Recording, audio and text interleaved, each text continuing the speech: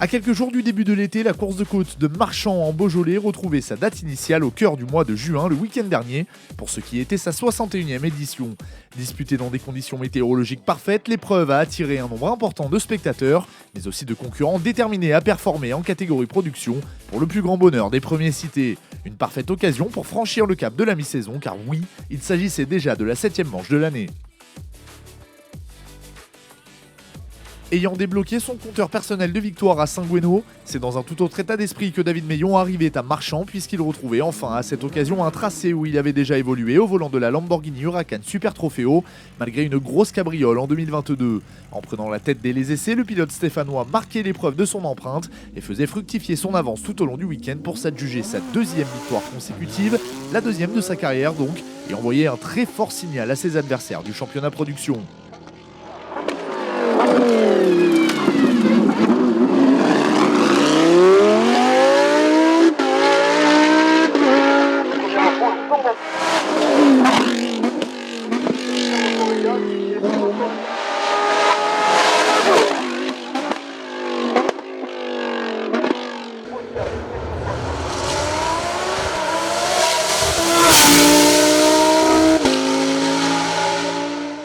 Oui, ça fait énormément plaisir, on va vite y prendre goût à ce genre de choses. Je suis particulièrement heureux de gagner Marchand, c'est une course que j'adore, qui s'était particulièrement mal passée l'année dernière, puisqu'on était sorti au Tarès à vraiment haute vitesse.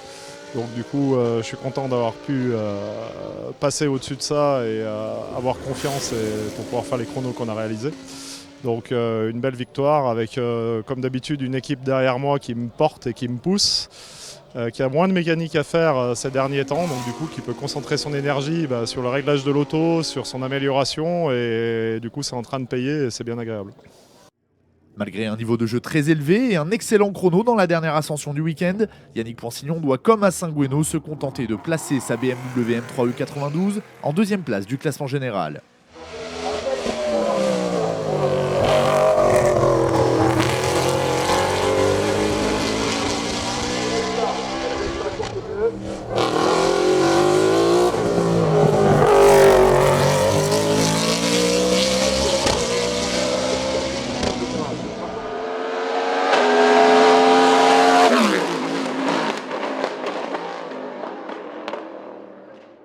On prend les mêmes et on recommence puisque Philippe Schmitter termine également à la 3e position de l'épreuve sur sa Renault RS 01, comme ce fut le cas lors des manches précédentes.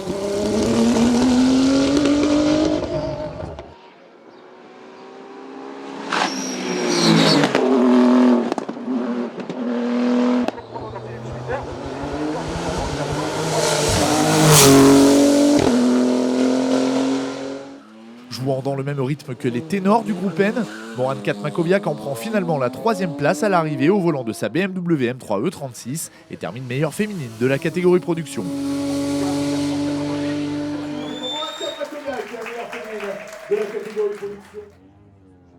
Théo Koeniger, toujours en plein apprentissage de la discipline, a signé des performances très intéressantes à Marchand. Il offre à sa Seat Leon Supercopa MK2 la place de meilleur jeune de la catégorie production. Les meilleurs jeunes de la catégorie production de leur de moins de 25 ans. Anthony Dubois est toujours à la recherche du premier podium de son Alpina 110 Evo. S'il a un temps pu y prétendre, il termine finalement 4e scratch mais remporte la classe GTT S3.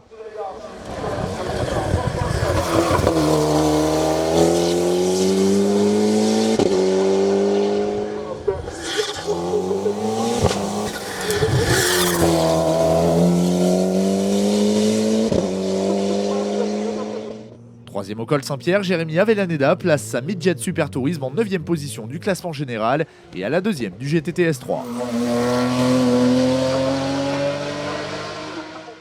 Dans le reste du peloton du GTT S4, soulignons les très belles performances de Vincent Lagache. Il termine 5e au classement Scratch et 4e de classe sur sa Ferrari 430 GTO.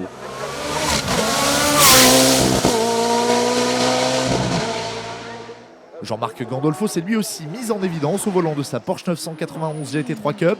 Le Varois se classe finalement 5e du GTT S4 et 6e au général. À domicile, Christophe Demar n'a pas fait de cadeau aux habitués du championnat dans la classe GTTS 1, où il y impose avec brio sa midjet 1400 cm3. Dans la classe GTTS 2, cette fois-ci, c'est Franck Alouin et sa Honda S2000 qui a été le plus véloce et qui s'y impose. Magistral tout au long de l'épreuve, Alain Perrault s'offre sa première victoire en carrière dans le très disputé Groupe A au volant de sa Seat Leon Supercopa MK3 tout en terminant 7ème du général.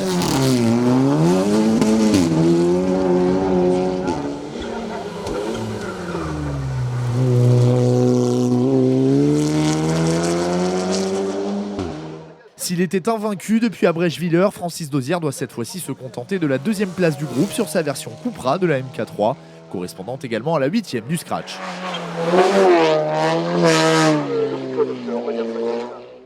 Gilles Darmochot a lui aussi performé à Marchand. Avec sa Seat MK2 cette fois-ci, il termine à la 3ème place de la classe A5. Pour compléter le podium du groupe A, il faut regarder du côté de la classe A4 où Jean-Pierre Pop s'est imposé malgré une petite touchette. L'homme de la Peugeot 308 Cup termine également 10ème du général. Dans cette classe, c'est une autre 308 Cup qui prend la 2ème position, commandée par Manuel Brunet.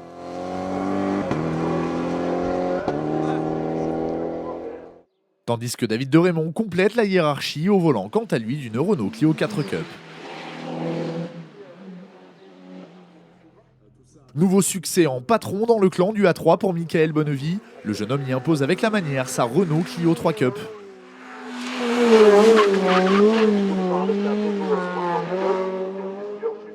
C'était sans compter sur la belle lutte offerte par François Fayet, 2ème de classe sur sa version 2 Cup. Deux autres 3 Cups complètent la hiérarchie du A3 avec Vincent Bernard tout d'abord, 3ème du classement. Et Célia Debé, toujours en plein apprentissage de la voiture, qui termine donc 4ème de la classe. Au volant de sa Peugeot 208 R2, une voiture assez rare en course de côte, Michael Desmaris s'adjuge la victoire dans la classe A2. Dans le groupe N, Sébastien Lemaire s'est vengé du scénario de Saint-Gouéno, le pilote audois s'impose sur sa BMW M3 E36.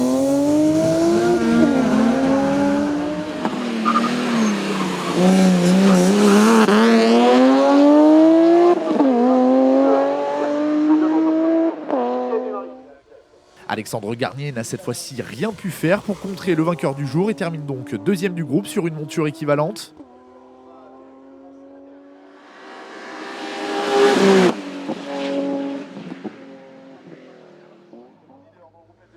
Derrière Moran Katmakoviak dans la hiérarchie du groupe N, on retrouve Kevin Jarousse et sa Renault Mégane 3 RS à la 4ème position.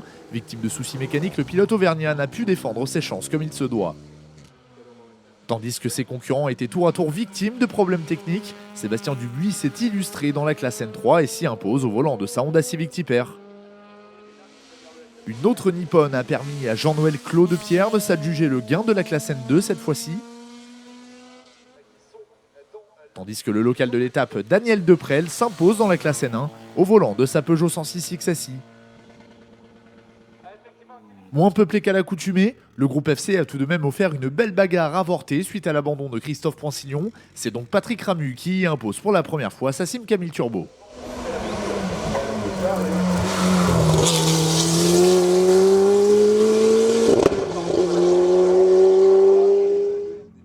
La bagarre au sein du F2000 fut folle et pour la 2ème fois de la saison, c'est Sébastien Rochat qui s'y impose sur sa Peugeot 205 GTI tout en remportant la classe F2002.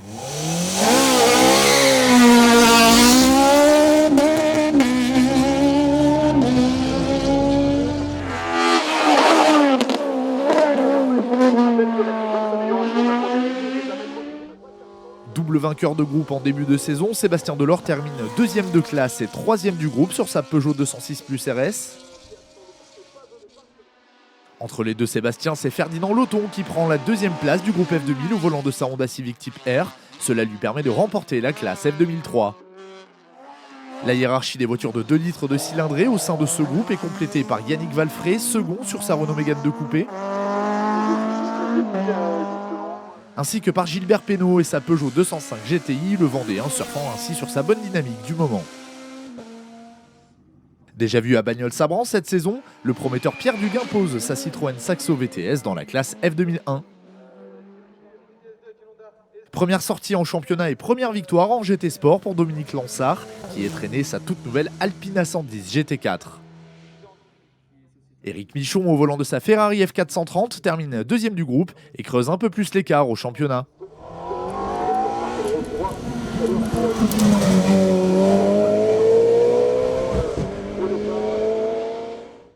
Enfin, en VHC Productions, notons la très jolie victoire de Michel Roland dans le groupe 4 sur sa Porsche 911 SC, un succès qui vient à pic afin d'engranger un maximum de points.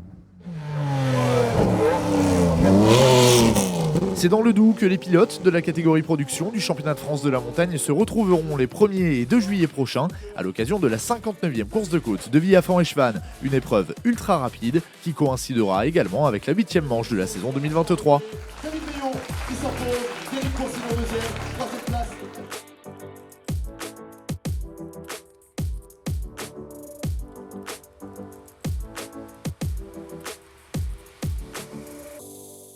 Deuxième, c'est